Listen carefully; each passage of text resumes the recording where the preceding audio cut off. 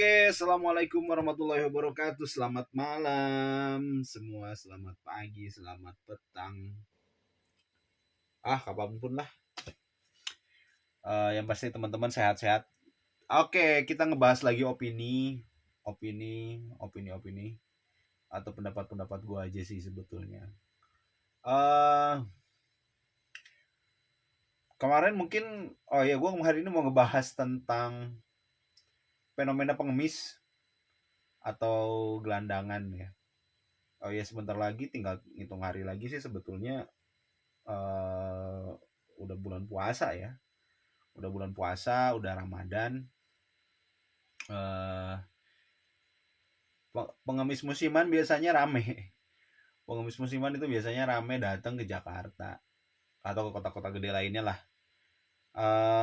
Mungkin oke, kenapa gue mau latar belakangnya dulu dah, mungkin kita bahas gitu ya.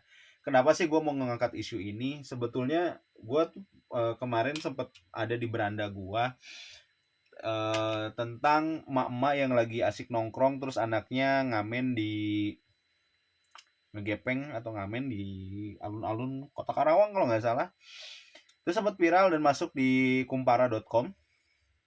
Terus gue baca, dan sebetulnya itu sudah ditangani oleh Dinas Pemberdayaan Perempuan dan Anak, DP 2A kalau nggak salah ya. Nah, ya mungkin dari dinas sosial lah intinya. Dan katanya sih udah nggak bakal gitu lagi. Tapi yang menjadi isu yang menarik adalah si emaknya ini asik nongkrong di warung, terus anaknya yang ngamen gitu. Mungkin fenomena ini kalau karena viral, kalau sekarang itu gampang dipilih terus dipiralkan dan jadi rame. Sebetulnya fenomena ini tuh bukan yang pertama aja sih, menurut gua ya. Gua pernah tinggal di Jakarta yang notabene-nya kota besar. Itu tuh gua pernah lihat di daerah Cideng kalau nggak salah, waktu itu jalan sama keluarga, terus gua anak-anak tuh masih malam masih ngamen gitu, masih ngamen terus ya dia datang gitu ke gua terus minta minta, ya gua akhirnya gua kasih. Terus emang waktu itu gua kasih nggak gede, ya gua kasih. Terus gua nanya, kok kamu belum tidur sih gitu ya, kok kamu belum pulang gitu. Orang tua kamu nggak nyariin? Enggak om, orang tua aku ada kok di sebelah situ gitu ya. Dan gue nengok dan emang ada orang orang dewasanya. Terus itu yang pertama. Yang kedua di Green Garden kalau nggak salah. Nah, di Green Garden di daerah Jakarta Barat juga. Gue pulang dari mana gitu, pulang dari Cengkareng apa, gue lupa. Nah, pas gue di daerah situ, uh, oh iya, gue habis main futsal waktu itu. Nah, gue lewat situ terus gue juga ketemu sama bocah yang ya kisaran 3 sampai 4 sampai 5 tahun lah, karena gue ajak komunikasi dia udah nyambung gitu. Terus gue tanya ada orang tuanya mana, ditunjukin sama dia, itu orang tua aku om gitu. Wah, ya berarti kan sebetulnya fenomena ini bukan fenomena yang baru gitu ya, fenomena yang sekali dua kali terus kejadian, dan gak diusut. Karena memang mungkin karena momennya saat ini pas, terus semua orang punya handphone, semua orang punya gawai yang notabene-nya bisa bikin video terus dipiralkan. Ya itu sih udah nggak aneh sih sebetulnya, kita viral di proses viral-viralan gitu ya. Tapi yang jadi fenomena adalah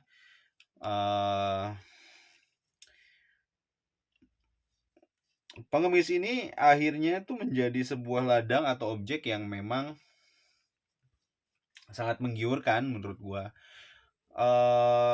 Dari sisi pendapatan atau penghasilan itu bisa ya rata-rata bisa di angka 500 sampai 300 sampai 500 ribu per hari. Mungkin lu inget tahun 2022 ya. Sorry, 2012. Pengemis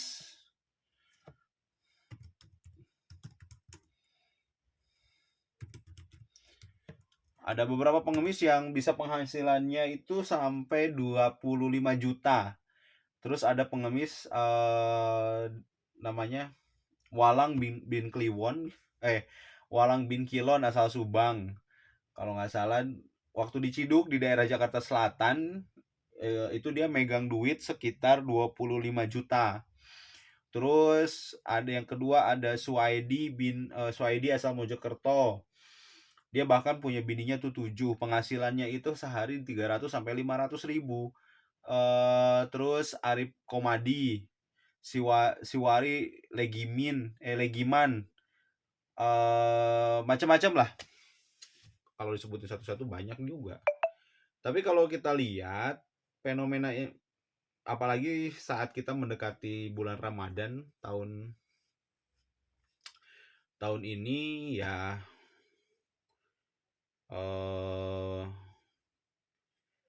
banyak banget gitu, pasti akan banyak banget. Biasanya kalau dulu waktu gue tinggal di Jakarta, waktu tinggal gue di Depok, dari daerah Palmerah sampai daerah Lebak Bulus, terus Ciputat, itu pengamennya gila-gilaan sih, banyak banget asli. Karena gue sering lewat situ dan memang arah pulang pergi kerja, karena memang gue kerja di salah satu perusahaan di Jakarta Barat, itu tahu lah gitu jam-jam berapa aja ramenya, macetnya. Terus di pos-pos ini tuh bakal ada pengamen, atau ya mungkin kalau lu sering lewat di satu daerah atau satu tempat tuh udah nggak aneh lagi lah, udah nggak asing gitu ya. Datang di satu tempat terus ya udah gitu. Lu bakal ketemu orang-orang yang sama, plat mobil yang sama, orang-orang yang sama selama beberapa puluh tahun. Nah, setiap bulan Ramadan itu kocaknya, lu bakal nemuin pengemis-pengemis baru, orang-orang baru. Anjir, ini orang-orang baru gitu ya. Berarti kan sebetulnya itu pengemis musiman. Ya itu tadi, dijadiin ajang sebagai mengemis, itu menjadi ajang sebagai ajang untuk mencari cuan sebetulnya, apalagi di bulan Ramadan dengan kita harus bersedekah, terus kita harus berinfak dan infak, zakat dan semacamnya, itu menjadi ladang yang memang sangat menggiurkan untuk saudara-saudara kita gitu ya. Ya akhirnya itu menjadi fenomena tersendiri di kota-kota besar mungkin ya, di salah satunya di Indonesia. Oke, sebelum lanjut nih mungkin gue puterin dulu videonya, nanti kita bisa react bareng. Menurut kalian itu gimana sih gitu. Oke, nah ini videonya. Ulah yatim lamun arek mana nu usaha di mana-mana ge lain budak tinggal.